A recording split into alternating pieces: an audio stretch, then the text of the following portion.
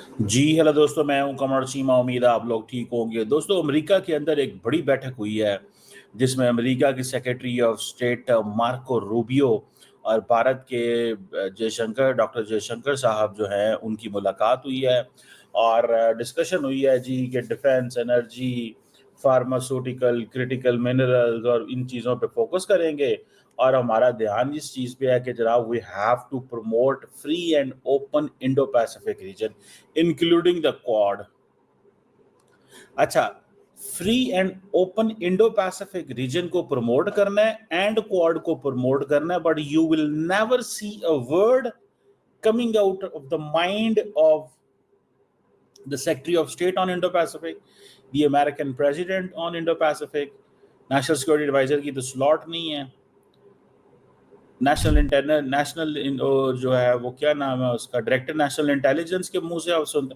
कोई बंदा बता दे अमेरिका के अंदर who is talking of Indo Pacific.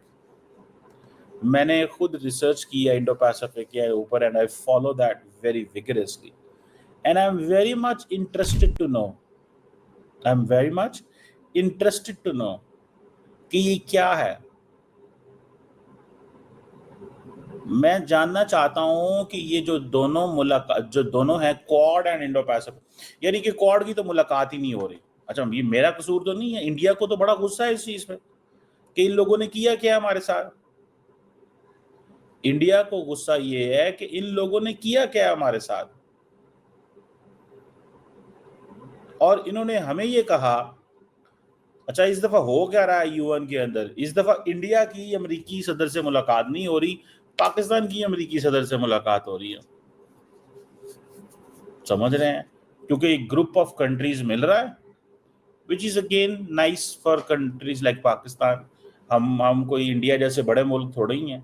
India तो देखे is has an ambitions for great power, और क्योंकि मोदी साहब के इस वक्त ट्रम्प साहब के अच्छे अच्छे ताल्लुकात नहीं है तो मोदी साहब नहीं जा रहे, वरना मोदी साहब ने पहुंचे होना था वहां।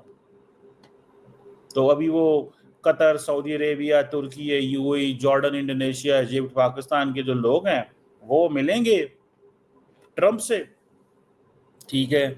और दैट इज द स्टोरी, ये स्टोरी है।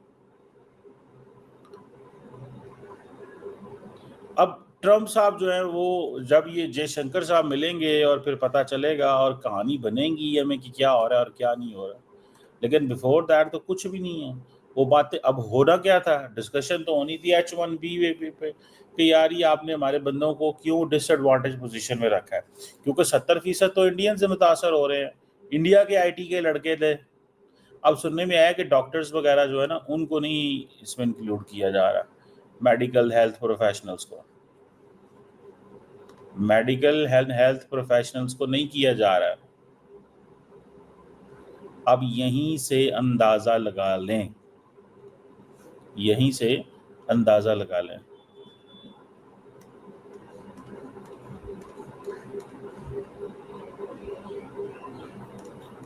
इस चीज से ही आपको पता चल जाएगा कि क्या है और क्या नहीं है। मुझे जाती तौर पे ये लगता है, what I understand and what I have realised, that Pakistan की सेक्रेटरी ऑफ स्टेट से मुलाकात होगी, प्रेसिडेंट से मुलाकात होगी।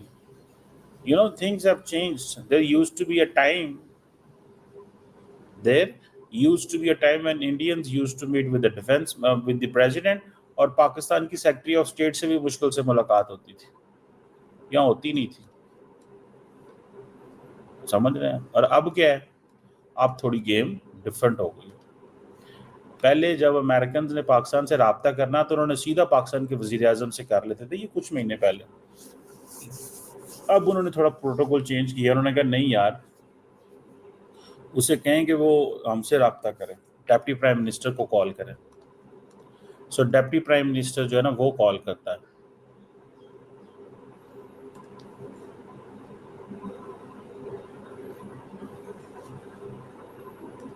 बहरहाल ये चीज़ मैं आपको बताऊं कि इंडिया जो है उसने एक लंबी जो लिस्ट है वो सामने रख ली है, लंबी लिस्ट सामने रख ली है कि ये कन्वर्सेशंस होनी चाहिए थी। H1B के ऊपर जारी बात है, कन्वर्सेशन हो रही है। अब होगा क्या, उसका नुकसान क्या है? उसका नुकसान गहरा है। नुकसान ये है कि जारी बात है, इंडियंस जो हैं वो ऑल्टरनेट मार्केट्स यूरोप की तरफ जाएंगे। अच्छा, यूरोप में प्रॉब्लम ये है, वहाँ लैंग्वेज सीखनी पड़ती है, तो वो एक आधा बैरियर तो पहले ही आ जाता है। यूरोप में लैंग्वेज सीखनी पड़ती है, आधा बैरियर तो पहले ही आ जाता है। तो फिर करें क्या और क्या ना हो और किस तरह। अब ये जो मार्को रूबियो साहब ने मुलाकात हुई है, इसका मतलब ये था कि अमेरिकन को मजीद एक्सेस मिल जाए। वो कह रहे हैं कि आप हमारे कैसे पार्टनर हैं, आप चाइना को क्या मैसेज दे रहे हैं। आई एम श्योर जयशंकर साहब ने ये बात की है कि आप चाइना को क्या मैसेज दे रहे हैं। आपने हमें बीच चौक चौराहे में ला के खड़ा कर दिया है।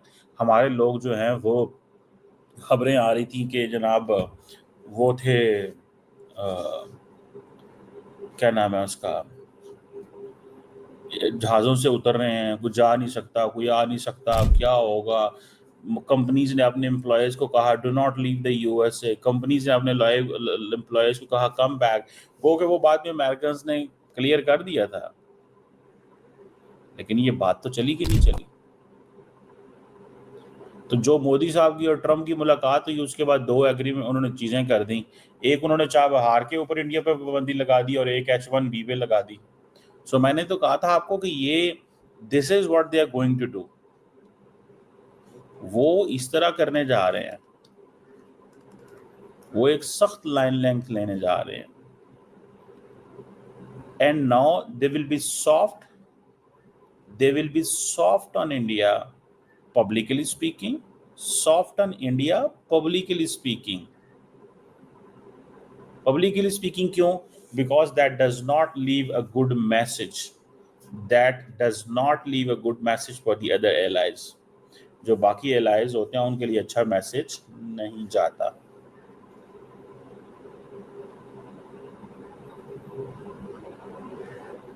सो ये एक फैक्टर जो है वो पड़ता है।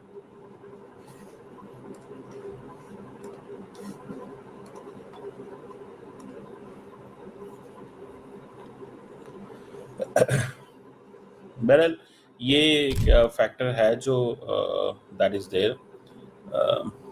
मुझे ज़ाती तौर पे ये लगता है कि जयशंकर साहब की और जो उनकी मुलाकात है, उसमें ये तो ज़रूर डिस्कस हो रहा है कि अपने फ्यूचर में क्या करना है, लेकिन इस क्राइसिस से भी कैसे बाहर निकलना है। ये जो बायलैटरल क्राइसिस है, जो बायलैटरल रिलेशंस हैं, क्योंकि देखिए इंडिया जो है ना, इंडिया बीइंग, जैसे वो इंडिया अमेरिका के कॉमर्स सेक्रेटरी नहीं कहते थे कि इंडिया जो है वो बड़ी मार्केट है, 1.4 बिलियन। So the